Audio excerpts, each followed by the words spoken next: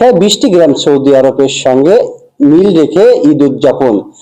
Saudi আরব সহ মধ্যপ্রাচ্যের দেশগুলোর সঙ্গে মিল রেখে সাতক্ষীরায় 20টি গ্রামে ঈদ উল ফিতর জামাত অনুষ্ঠিত হয়েছে। রবিবার সকাল 8টায় সদর উপজেলা ভারুখালী আহলে সুন্নাহ আল জামে মসজিদে ঈদের নামাজ অনুষ্ঠিত হয়। এতে ইমামতি করেন মাওলানা হাবিবুর রহমান।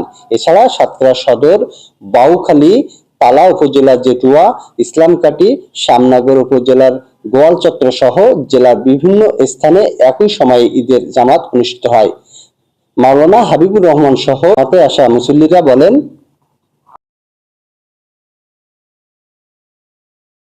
ওআইসির যে রেজলিউশন রয়েছে, অর্গানাইজেশন অফ ইসলামিক কনফারেন্স, যেটা 1986 সালে জর্ডানে অনুষ্ঠিত হয়েছিল, তাতে বলা হয়েছে ফিকহ একাডেমির পক্ষ থেকে সারা বিশ্বের উলামা হযরত সেখানে ছিলেন, বড় বড় ফকিহ বিদ্বানরা ছিলেন, যে একই তারিখে সারা বিশ্বের মুসলমান সবাই মক্কার আরাফাতের হবে না কেন।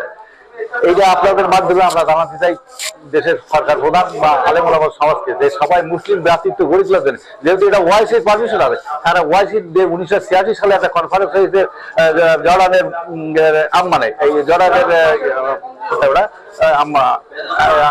জর্ডানের রাজধানী আম্মানে এটা হয়েছিল, কিন্তু এই আমাদের বাংলাদেশ রেজলিউশন ভুক্ত, ওআইসির রেজলিউশন ভুক্ত দেশ, যা সেই ঐক্যের কারণে আমরা আজকে ঈদ উদযাপন করছি। এবং আমি 2013 সাল থেকে এই আমলটা করছি, কারণ 2013 সালে যখন আমি এই সংবাদটা পাই, তখন আমি সর্বপ্রথম একটা বই পাই ডক্টর আব্দুল্লাহ আল মারুফ আল মাদানী স্যারের।